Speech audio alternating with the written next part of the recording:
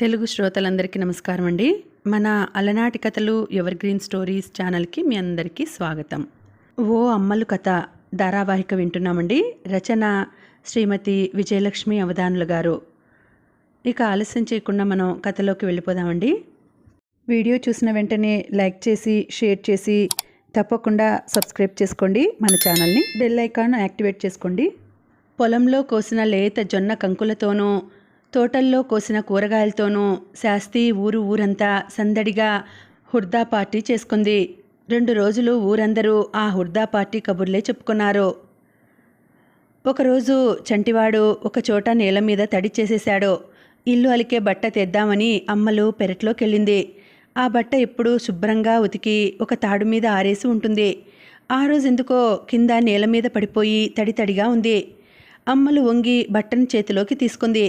అంతే, చేతి మీద ఏదో చురుక్కుమంది.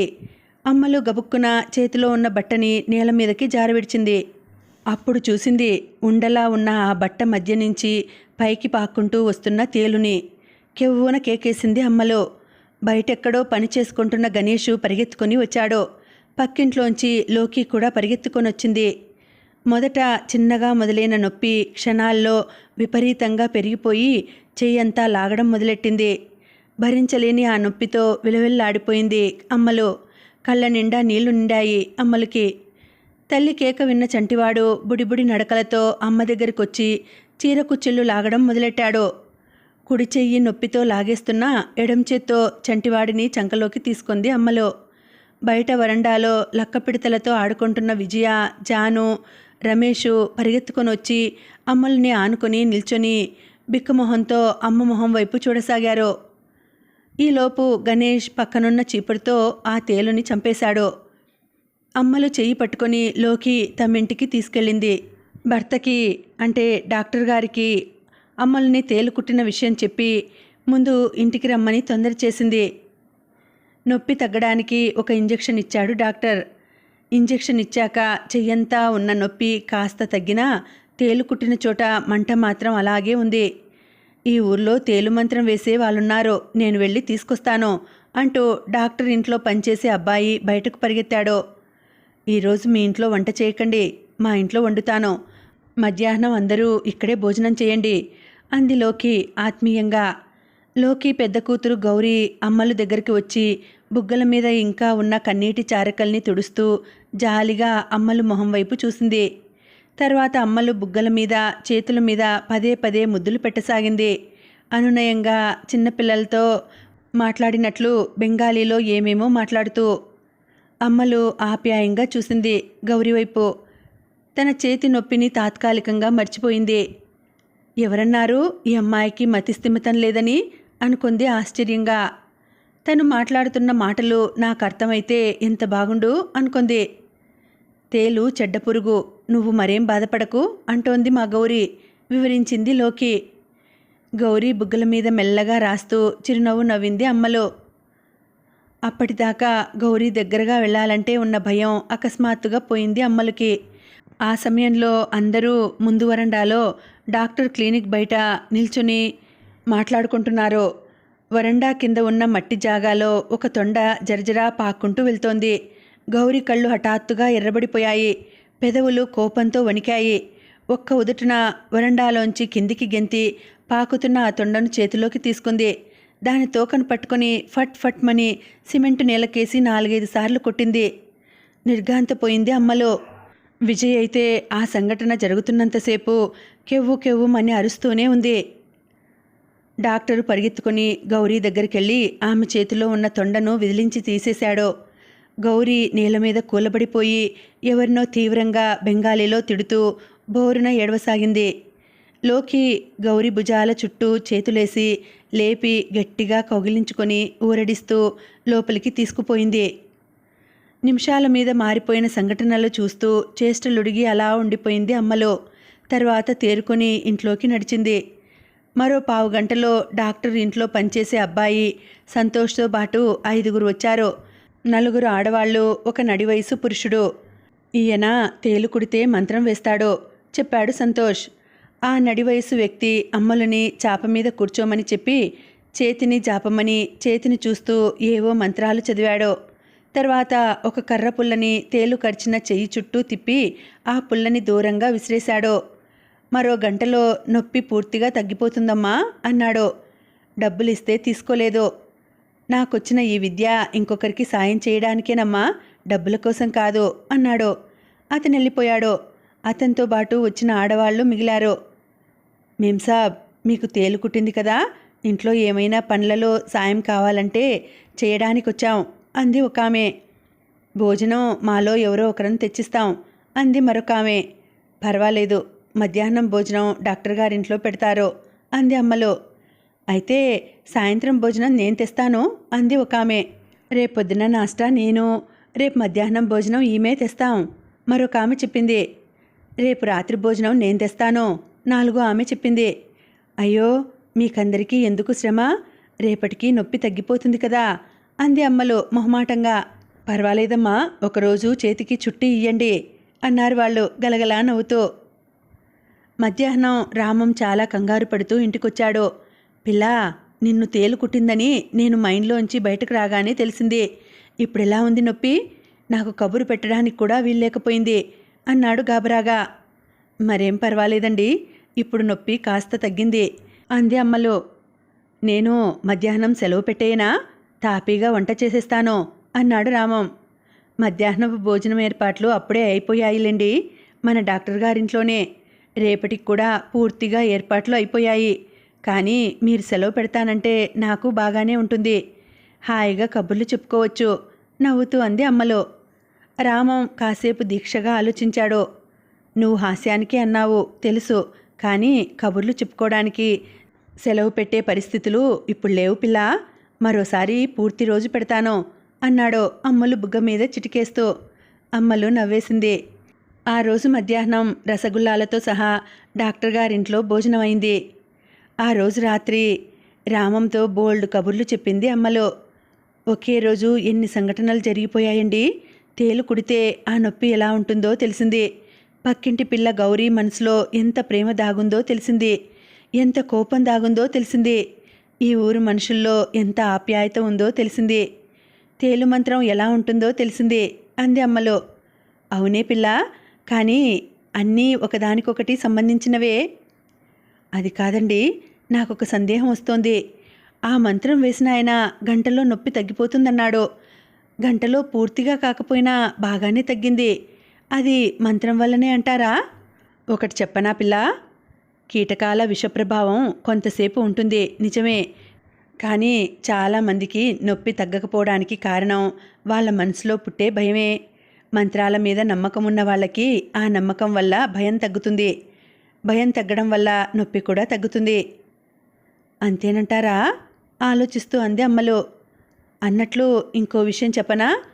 ఆ గౌరీ నా బుగ్గల మీద ముద్దు పెట్టుకుంటున్నప్పుడు, నా మొహం వైపు చూస్తూ జాలిగా ఏదేదో అంటున్నప్పుడు కూడా నొప్పి గురించి మర్చిపోయాను తెలుసా? అవునా? తర్వాత ఆ అమ్మాయికి ఎందుకంత కోపం వచ్చిందో మరి. తొండని బాదీ చంపేసిందన్నావు? అవునండి, అది తలుచుకుంటుంటే ఇప్పటికీ ఒళ్ళు జలధరిస్తోంది అంది అమ్మలో. రామం దీర్ఘంగా ఆలోచనలో పడ్డాడు. నాకేమనిపిస్తోందంటే ఆ అమ్మాయిని చిన్నప్పుడే ఎవరో తీవ్రంగా గాయపరిచారు, అందుకే తనకి విషజంతువులంటే అంత కోపం. తొండ కూడా ఏదో విషజంతువు అనుకున్నట్లుంది. చిన్నప్పుడు తనని గాయపరిచిన ఆ వ్యక్తిని విషపురుగుల్లో చూస్తోందనుకుంటా అన్నాడు రామం. గాయపరచడం అంటే మీ ఉద్దేశం? శారీరకంగా మలినపరచడం. అదైనా చాలా క్రూరంగా హింసిస్తూ చేసుండొచ్చు. ఒకసారి కాదు, చాలాసార్లు. అందువల్లే ఆమె మతిస్థిమితం తప్పి ఉంటుంది. అమ్మల కళ్ళల్లో నీళ్లు తిరిగాయి. వింటుంటే చాలా బాధగా ఉందండి, కానీ లోకి గౌరీకి సంబంధించిన విషయాలు ఏమీ ఎప్పుడూ మాట్లాడదు అంది బాధగా. నువ్వు కూడా ఎప్పుడూ అడక్కు, తెలిసిందా? నేనెందుకు అడుగుతాను? అది సరే, కానీ ఈ ఊరు వాళ్ళు ఎంత మంచివాళ్ళండి. నాకిలా తేలు కుట్టిందని తెలియగానే 5 వచ్చేశారు సాయానికి అంది అమ్మలో. అందుకే మనం కూడా మనకు వీలైనప్పుడల్లా సాయం చేస్తుండాలి అన్నాడు రామం. రోజులు గడిచిపోతున్నాయి. చంటివాడికి 2 ఏళ్లు నిండుతున్నప్పుడు అమ్మలు కడుపులో మరో నలుసు పడింది. అమ్మలు తల్లికి ఉత్తరం రాసింది. జవాబు కామేశ్వర శాస్త్రి దగ్గర నుంచి రామానికి వచ్చింది. అమ్మలు మళ్ళీ నెల తప్పిందని తెలిసి నేను మీ అత్తగారు సంతోషించాము. మన పద్ధతి ప్రకారం 3 పురుళ్ళు ఇక్కడ పోసాము. 4వది కూడా ఇక్కడ పోయడానికి మాకు అభ్యంతరం లేదు. కానీ మీ అత్తగారికి ఈ మధ్య మోకాలు నొప్పులు ఎక్కువయ్యాయి. అప్పుడప్పుడు జ్వరం కూడా వస్తోంది. బహుశా ఇక్కడ అమ్మలకి అంత సదుపాయంగా జరగకపోవచ్చు. అందువల్ల ఆలోచించుకొని ఏ విషయమూ వ్రాయగలరు. ఆఫీస్ నుంచి వచ్చిన రామం ఉత్తరం అందించగానే ఆత్రంగా చదివిన అమ్మలు మొహం చదవడం పూర్తయ్యేసరికి చిన్నబోయింది. అదేమిటే పిల్ల, మొహం అలా పెట్టేశావు? ఆందోళనగా అడిగాడు రామం. నాన్నగారు ఏమిటండి అలా రాసేశారు? నేనెన్ని ఆశలు పెట్టుకున్నానో.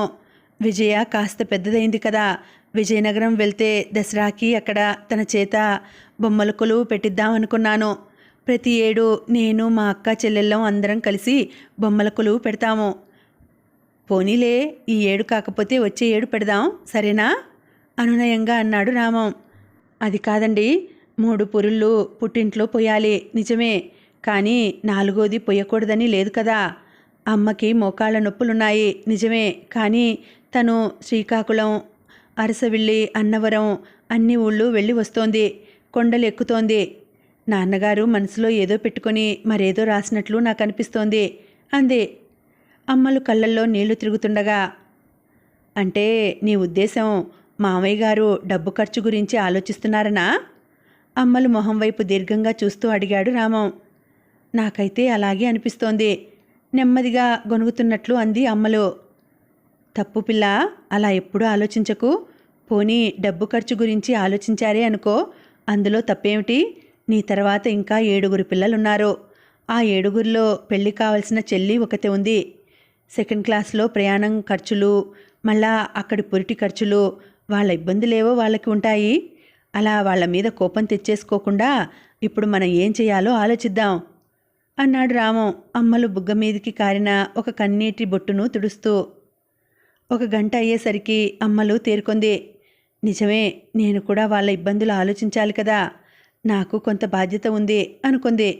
ఆ రోజు సాయంత్రం అరుగు మీద కూర్చొని చెప్పుకున్న కబుర్లలో అమ్మలు ప్రసవానికి ఎలా ఏర్పాటు చేయాలి అన్న విషయం మీదే చాలాసేపు చర్చ జరిగింది.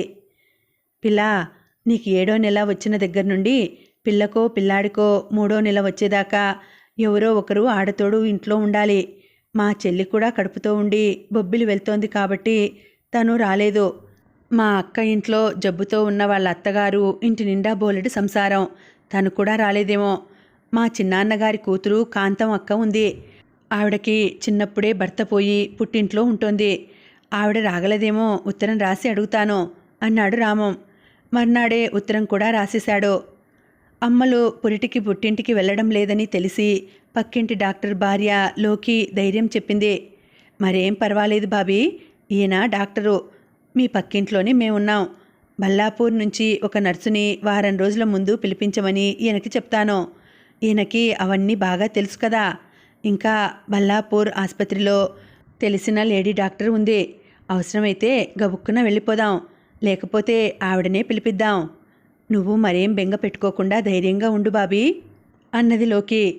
లోకి అమ్మలతో చెప్పిన మాటలే బెనర్జీ రామంతో చెప్పాడు. ఇద్దరికీ ధైర్యం వచ్చింది.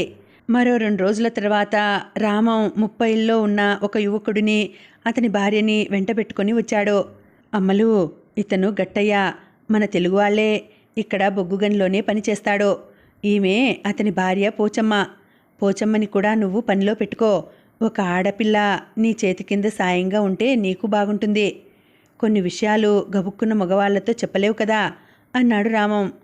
అమ్మలు రామాన్ని పక్క గదిలోకి పిలిచింది. గణేష్ ఎలాగూ పనికి ఉన్నాడు కదా, మళ్ళా ఈ అమ్మాయి ఎందుకండి? ఈ 2వ పని మనిషికి కూడా మీ కంపెనీ వాళ్ళు డబ్బులిస్తారా? ఈ అమ్మాయికి ఇచ్చే జీతం మనమే పెట్టుకోవాలి. నీకు తరచుగా ఏమైనా తినాలనిపిస్తుండవచ్చు. ఈ శాస్త్రి ఊర్లో ఏమీ దొరకవు కదా. మరో మనిషి ఇంట్లో ఉంటే గణేష్ని వస్తువులు తేవడానికి తరచుగా బల్లాపూర్ పంపించినా పర్వాలేదు. అదిగాక నీకు నెలలు నిండుతున్నప్పుడు పిసరువాడిని చూసుకొందుకి ఒకరుంటే బాగుంటుంది కదా అన్నాడు రామం నవ్వుతూ.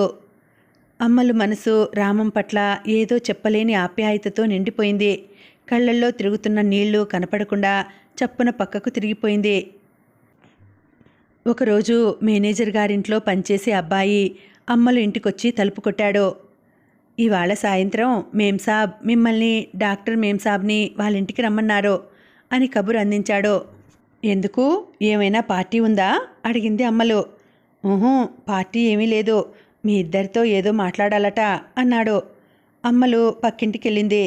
రేణుకాజీ మనిద్దరినీ రమ్మని కబురు పెట్టింది. ఎందుకో మీకేమైనా తెలుసా?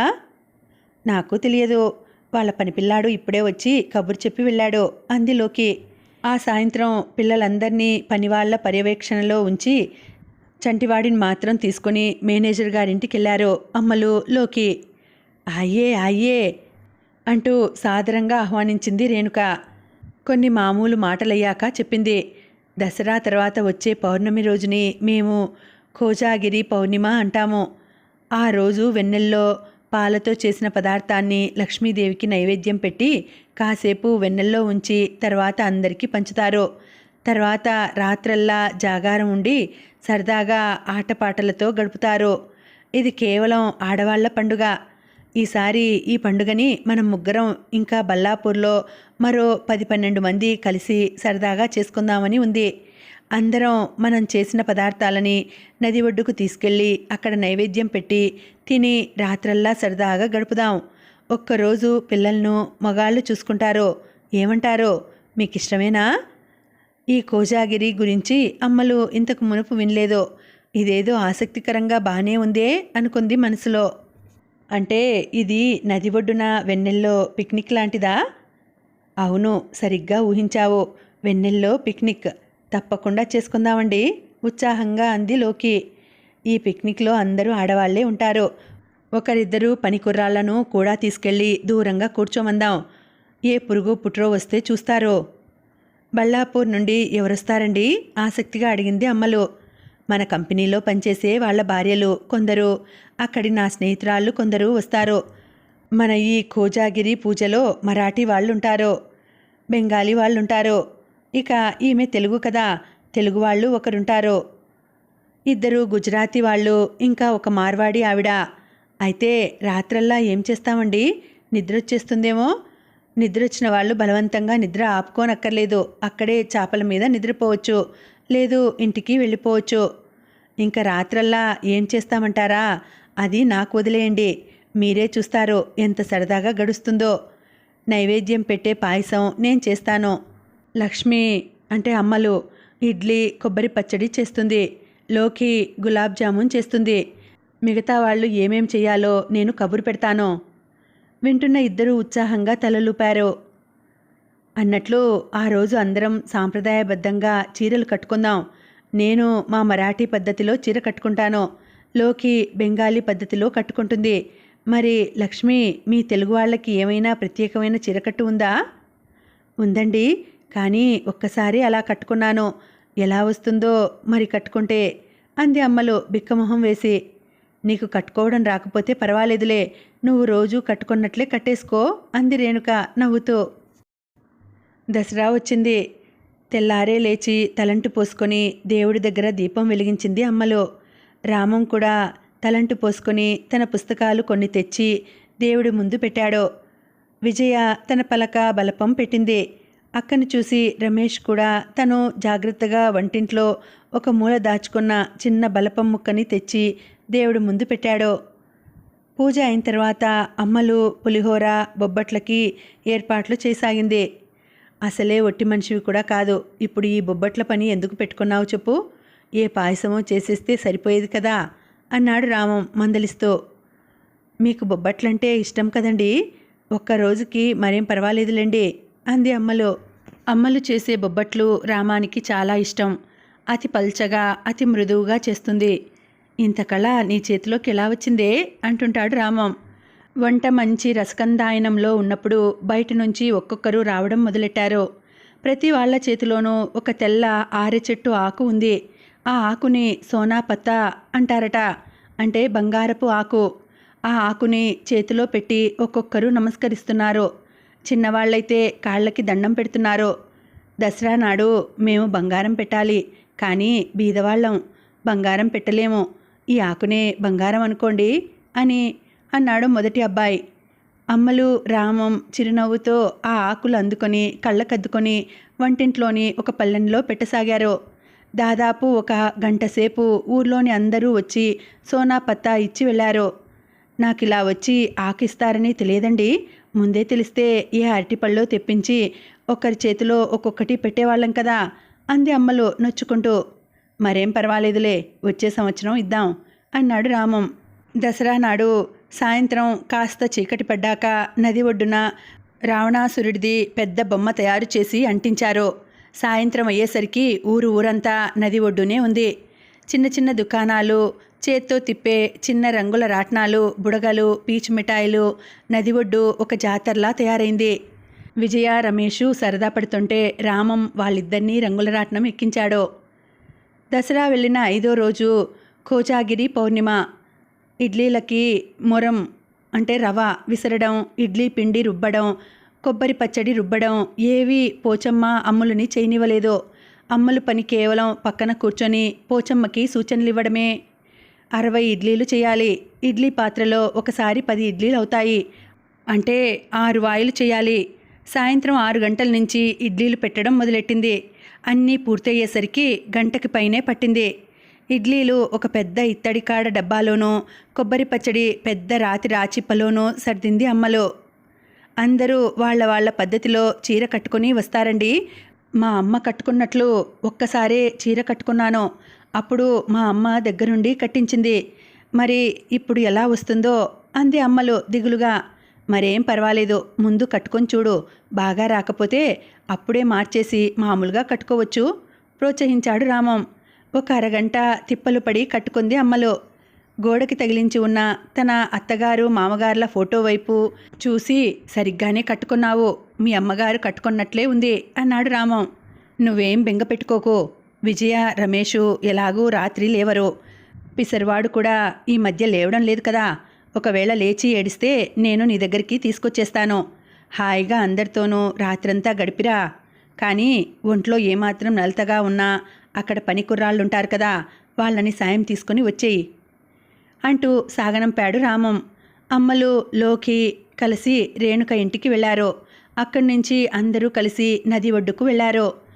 వీళ్ళు వెళ్ళేసరికే అక్కడ 5-6 చాపలు పరిచి ఉంచారు 2 పనికుర్రాళ్ళు. ఒక వార కుండతో నీళ్లున్నాయి. వీళ్ళు ముగ్గురు వెళ్ళి చాపల మీద కూర్చున్న కాసేపటికి డోంగాలో మొదటి విడత 6 మహిళలు దిగారు. మరోసారి మరో 6, అందరూ కలిసి 15 మంది అయ్యారు. అందరి చేతుల్లోనూ తలతలలాడుతున్న పెద్ద ఇత్తడి డబ్బాలో కాడ సజ్జాలో ఉన్నాయి. అన్నింటికంటే అమ్మలని ఆకర్షించినవి రకరకాల చీరలు, అవి కట్టుకున్న పద్ధతులు. అతి పెద్ద ఎర్రని అంచు, అక్కడక్కడ ఎర్ర బుటాలు ఉన్న తెల్ల చీర కట్టుకుంది లోకి. అది ముషీరాబాద్ చీరాట. దుర్గా పూజకి అటువంటివే చీరలు కట్టుకుంటారని చెప్పింది. వస్తున్నప్పుడు అమ్మలకి ఎడంభుజం మించి ఆ పెద్ద అంచు నిట్ట నిలువుగా పాదాల దాకా వచ్చేటట్లు కట్టుకుంది ఆమె. రేణుక అయితే మరాఠీ పద్ధతిలో కచ్చపోసి చీర కట్టింది. ముక్కుకి పెద్ద ముక్కెర, నెత్తిన గుండ్రటి కొప్పు చుట్టూ పూలు.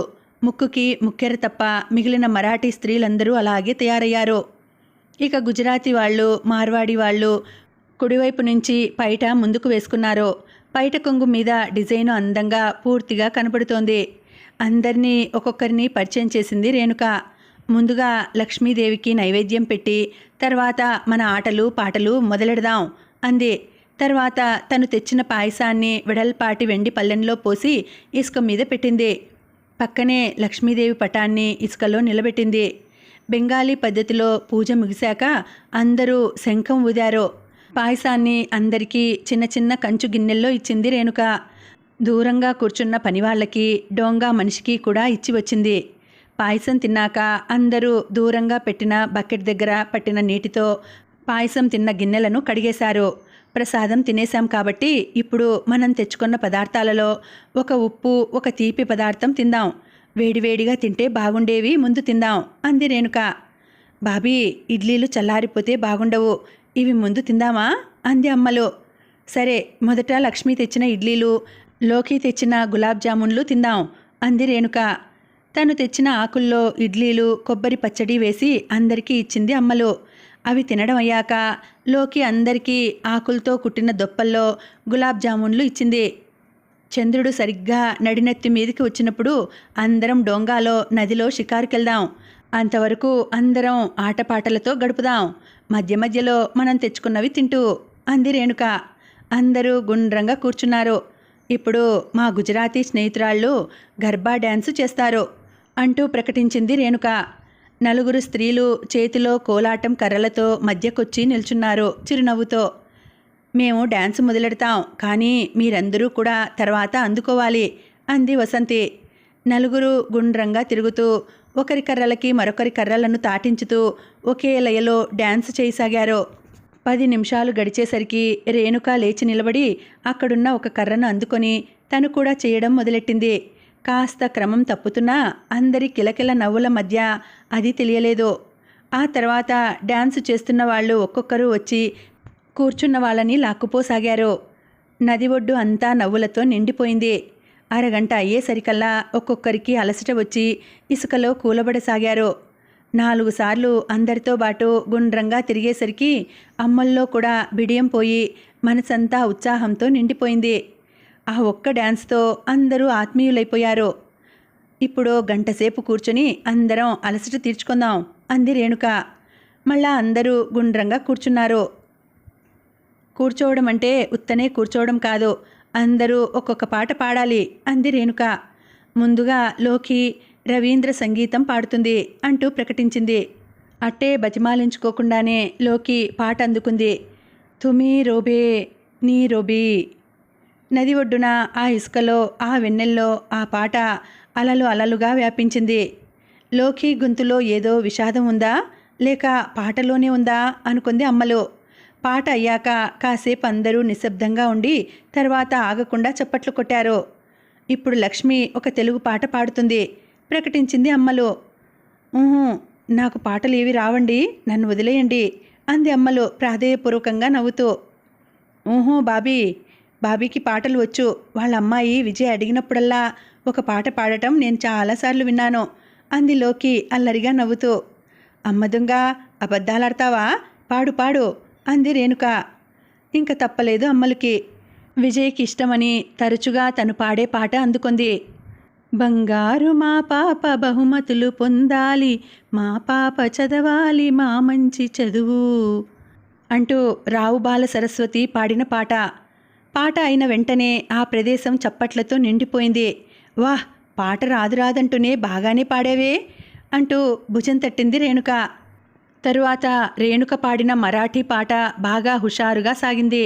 తను కూర్చునే కాళ్ళు కదిలించసాగింది అమ్మలు. అందరి పాటలు అయ్యాక రేణుక అంది, ఇప్పుడు మనం మరో 2 రకాలు తిందాం. గుజరాతీ తెఫ్లా, మార్వాడి కాజు బర్ఫీ. అవి తినడం అయ్యాక ఇప్పుడు మనం మరాఠీ డ్యాన్సు లావణి చేద్దాం అంటూ ప్రకటించింది రేణుక. రేణుక మరో 3 లేచి లావణి మొదలెట్టారు. గర్బా డ్యాన్స్లో లయ ప్రధానమైతే లావణి డ్యాన్స్లో ఉత్సాహం ప్రధానం. డ్యాన్స్ చేస్తూ ఒక్కొక్కరిని మధ్యకు లాక్కు వస్తుంటే అక్కడ ఉత్సాహం ఉరకలు వేసింది. దాదాపు అరగంట సేపు డ్యాన్స్ చేశాక అందరూ కూర్చొని కాసేపు కబుర్లు చెప్పుకొని తర్వాత మరాఠీ తాలీఫీట్ ఇంకా బెంగాలీ రసగుల్లా తిన్నారు. చంద్రుడు నడినెత్తి మీదకి వచ్చాడు. ఇప్పుడు మనం 2 విడతలుగా డోంగాలో షికారుకెళ్దాం అంది రేణుక. ఎప్పుడూ పగలే తప్ప రాత్రిపూట పడవ ఎక్కలేదు అమ్మలు. ఇప్పుడు వెన్నెల్లో నదిలో పడవలో వెళ్తుంటే ఒక మధురానుభూతి మనసు నిండా నిండిపోయింది. ఆయన పక్కనుంటే ఎంత బాగుండునో అనుకుంది నీళ్లల్లో చెయ్యి పెట్టి ఆడుకుంటూ. దాదాపు అరగంట సేపు నీళ్లల్లో తిప్పాడు డోంగా మనిషి. అందరి బోట్ షికారు అయ్యాక మళ్ళా లూచి, చిన్న పూరి ఇంకా హల్వా తిన్నారు. ఆ తర్వాత అందరి చేత చాక్రేవు ఆట ఆడించింది రేణుక. తూర్పున ఎర్రబడేదాకా అంత సమయం గడిచిందని తెలియనే లేదు. తెలతెలవారుతున్నప్పుడు బల్లాపూర్ నుంచి వచ్చిన వాళ్ళందరూ డోంగా ఎక్కి 2 విడతల్లో వెళ్ళిపోయారు. అమ్మలు, లోకి, రేణుక తమ ఇళ్లదారి పట్టారు. ఆ రోజు రాత్రి పడుకోబోయే ముందు రామంతో అంది అమ్మలు, నిన్న రాత్రంతా చాలా బాగా గడిచిందండి. కానీ ఈ ఊర్లో షెడ్లలో ఉండేవాళ్ళు కూడా వస్తే ఇంకా సందడిగా ఉండేదేమో. హుర్దా పార్టీ జరిగిన రోజులాగా అంది అమ్మలు.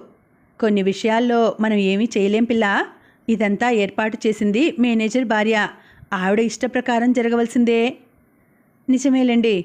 అన్నట్లు బల్లాపూర్ నుండి వచ్చిన చాలామందితో నాకు పరిచయం అయిందండి. ఈసారి నుంచి అప్పుడప్పుడు సెలవు రోజుల్లో పిల్లలను తీసుకొని మనం కూడా అటువైపు వెళ్తుందాం. తప్పకుండా. ఇవాళ తాళీపీట్ ఎలా చేయాలని ఒక ఆవిడను అడిగాను.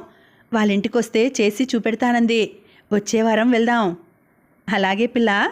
కొత్త కొత్త వాళ్లతో పరిచయాలు మంచిదే అన్నాడు రామం నిద్రకు ఉపక్రమిస్తూ. కోజాగిరి తర్వాత రామం అమ్మలు పిల్లల్ని తీసుకుని చాలాసార్లు బల్లాపూర్ వెళ్ళారు. అక్కడ కంపెనీ వాళ్ళదే కాలనీ ఉంది. అక్కడి షెడ్లకి ఇక్కడి ఇళ్ళకి ఎంత తేడా అనుకుంది. అమ్మలు మొదటిసారి అక్కడి కాలనీకి వెళ్ళినప్పుడు వెళ్ళిన ప్రతి ఇంట్లోనూ సోఫాలు, కర్టెన్లు ఆర్భాటంగా ఉన్నాయి. ప్రతి ఇంట్లోనూ పెద్ద ట్రేలో అందమైన పింగాణీ కప్పుల్లో టీ ఇస్తున్నారు. కొందరిళ్లలో అయితే రేణుక దగ్గరున్నట్లు మొత్తం టీ సెట్టు ఉంది. వాళ్ళు తమ ఇంటికి వచ్చినప్పుడు కంచు గ్లాసుల్లో టీ ఇవ్వడానికి అమ్మలు కాస్త సిగ్గుపడింది. పిల్ల, మనం కూడా ఇంటి మీద కొంత ఖర్చు పెట్టవలసిన సమయం వచ్చింది అన్నాడు రామం ఒకరోజు. అంటే ఈ సమాజంలో బతుకుతున్నప్పుడు దీనికి అనుగుణంగా మనం మనవి మార్చుకోక తప్పదు. మనం కూడా ఈ సోఫాల్లోకి దిండ్లు, మంచి కర్టెన్లు, టీ సెట్టు ఇవన్నీ కొనాలి. నాకు అలాగే అనిపిస్తోందండి. మళ్ళా మరోవైపు ఇటువంటి ఆర్భాటాలకు డబ్బెందుకు తగలేయడం అని కూడా అనిపిస్తోంది అంది అమ్మలు ఆలోచిస్తూ. ఇంగ్లీష్లో స్టాండర్డ్ ఆఫ్ లివింగ్ అని ఒక మాట ఉంది. అంటే మనం జీవించే విధానం అన్నమాట. ఆ స్టాండర్డ్ ఆఫ్ లివింగ్ ఎక్కువ అవుతున్న కొద్దీ దాన్ని నిలబెట్టుకోవడానికి చేసే ఖర్చు కూడా ఎక్కువ అవుతుంది అన్నాడు రామం. ఏమిటో నాకు సరిగ్గా అర్థం కాలేదు. కానీ అనవసరమైన డాబులకు మాత్రం మనం పోవద్దండి. నాకు మాత్రం అలా సరదానా పిల్ల? అసలు ఈ నెల నుంచి కొన్ని నెలల పాటు బిడ్సింగ్పూర్లోని మా మేనేజర్ గారికి ఇవ్వవలసిన డబ్బు దాచాలి. ఆయన నా చదువుకి చాలా సహాయం చేశాడు. అంతా ఒకేసారి ఇస్తే బాగుంటుందని నా ఉద్దేశం. ఇంకా మా అమ్మ వాళ్ళకి పంపే డబ్బు కూడా ఎక్కువ చేయాలి. వాళ్ళకి ఖర్చులు పెరుగుతున్నాయి కదా. ఇవన్నీ పోను ఇంకా మనం వస్తువులు కొనడానికి డబ్బు మిగులుతుంది. అవసరమైన వస్తువులు కొనడం అయ్యాక అప్పుడు రికరింగ్ డిపాజిట్లు మొదలెడదాం. పిల్లలు పెద్దవాళ్ళయ్యేసరికి పనికొస్తాయి అన్నాడు రామం. ఇంకా ఉందండి, కథ కొనసాగుతుంది. మళ్ళీ వచ్చే వీడియోలో కలుసుకుంటానండి. అంతవరకు సెలవు. నమస్తే.